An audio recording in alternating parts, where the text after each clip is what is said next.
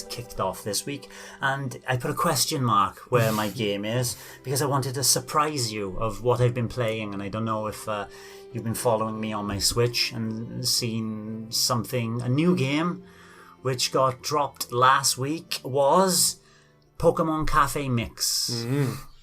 I definitely didn't notice that. No, I didn't either.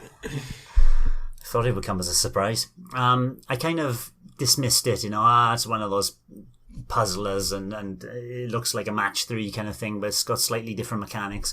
I thought I'd give it a try and see what it's about, so at least I can talk about it, and if anybody's interested in the kind of mechanics that are on offer here, see what it is. But basically, you run in a cafe, and it's a Pokemon cafe. Pokemon are customers. You're serving food based around Pokemon. Everything is Pokemon. You put a cafe latte in front of a Pokemon, and there's a chocolate outline of a Pokemon inside the frothy top. Everything is heavily Pokemon-esque.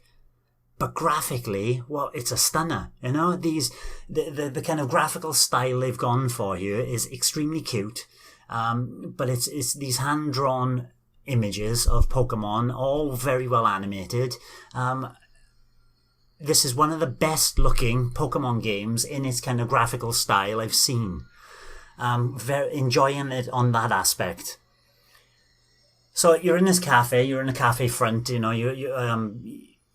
are the Pokemon you choose. And you can choose which Pokemon you are in the cafe front, and each Pokemon has its own special power, which I'll explain later.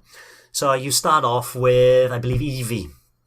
So you're Eevee, and a Pokemon comes in, you click on the Pokemon, it opens up a puzzle.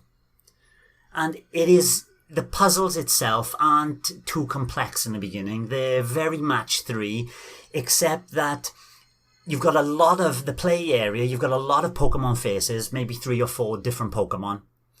And then you touch on the touchscreen. It's all a touchscreen based interface is much easier.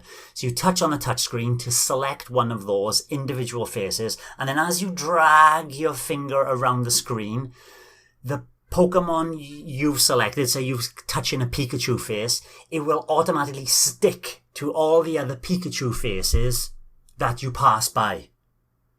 But as you're moving that around, you're rearranging the other Pokemon in the kind of play area. You don't want to mess it up too much because normally they're in specific areas to make it easier for you. So it is a little bit strategic in thinking about, right, I want to go over here, but I don't want to swirl too much. And the earlier puzzles, it feels like you're just swirling in a mess. Later on, however, there are areas which are blocked off, which you can't get to. So there'll be Pokemon faces that the only way you can get there are by linking, for example, 15 Pokemon of a particular type together, which will drop a special item called a gimmick. And these gimmicks might be like an exploding star, or they might be a megaphone which will blast across in a vertical or horizontal line to eliminate Pokemon, which are very good in certain circumstances where they are blocked behind these impassable walls, so you need to shoot through. Later on as well, it starts to get kind of that. I don't know if you played Dr. Mario World on the mobile. There's a lot of puzzle mechanics in that where you have to burst things to get them to open them up before you can get Pokemon faces out. So in this one, for example, I got up to about level 15. About level 7, they start adding sugar cubes. So when you kind of circle your Pokemon and try to circle your Pokemon, so you're trying to get as many as possible, but also wrapping them around the sugar cubes. So when you do pop those Pokemon faces, they damage the sugar cubes, which each area takes about 3 hits before the sugar cube resolves, and then you're successful. So each puzzle kind of has a number of things you could do. 1, link so many Pokemon together.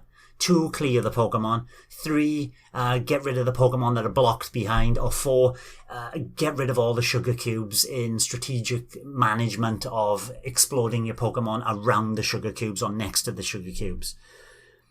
And that's all the puzzle there are to it. It's a little bit better than I thought it would be, but it's not quite up there to something like Tetris or Bubble Bobble, that kind of puzzle, or the Buster Move. trying to think what bubble bob was shooting three bubbles to burst. Bust them over is awesome. Not quite up there, but very good at what it does. The touchscreen works perfectly. There's no slowdown in anything. It's all the rest of it that might put some people off. But even doing the first 15 levels, I haven't come up to anything where the free to start mechanics start bothering me. So as you fulfill orders by doing these puzzles, you get golden acorns, and the less moves you take to fulfill the order, you get bonus golden acorns, and that's the currency. So you building up your golden acorns, and I haven't found a situation yet where I need even to spend a single golden acorn. But as usual, you can spend real money to get golden acorns. You can spend real money to get tasty tarts, if you want a tasty tart, boys. They strengthen your relationship with the Pokemon, and as you build relations with Pokemon, you can get them to work for you. And then, as I mentioned earlier, each Pokemon has a specialty. So, like, Eevee might be good at making drinks, and Pikachu might be good at desserts. So if you've got a dessert order, you want to put Pikachu to solve the puzzle. You want a drink order, you use Eevee. And so as you're working your way through the game as well, there are hearts, just like in all games. If you're unsuccessful in any of your puzzles, you lose a heart. You start off with 5. It takes time to rebuild them. You can spend golden acorns to get more hearts. And this is where the currency is. It's one of those games where I don't think you'd ever spend money on. You wouldn't need to, because you'd always have enough time, 5-10 minutes, to drop in and do something on this game and not expend all your hearts anyway. But the kind of mechanics, as you would imagine, the minimum price is 99 pence for 1,200 acorns, all the way up to £49.99 for 70,000 golden acorns and 42 power-up items. So they're trying their hardest to get some money out of some whales. Overall, better than I thought. Looks the part. You know, if you're playing this on mobile as well, on a 1080p screen, this would look beautiful. It looks beautiful on the Switch touchscreen anyway. And the puzzle game, while not the best in the world, isn't bad. Hang on 1 second. Pokemon Shuffle, did you play that? Yes, I did. Because I really enjoyed that game. I put like 70 or 80 hours into it. Pokemon Shuffle is more of a puzzle game. Yes, I like the mechanics in Pokemon Shuffle as well. Yeah, it was like a cross between a match 3 puzzler and Pokemon Puzzle League. Yeah, that kind of thing, wasn't it? Yeah. I might give this a download actually and just see what it's like. It's worth trying, and don't be put off by the first 2 levels. The first 2 levels are do this and you win, but just get past the first 10 and see what you think. It won't take you too long. I think we need to get onto our lawyers as well about trademark infringement, because Café is our is our thing. But never mind. Thanks for watching, and don't forget to hit the subscribe button and give us a like if you've enjoyed our content. You can also check out our other great content on Twitter, Facebook, Instagram, and the Any Cafe podcast from all good podcast providers. Just follow the links in the description below.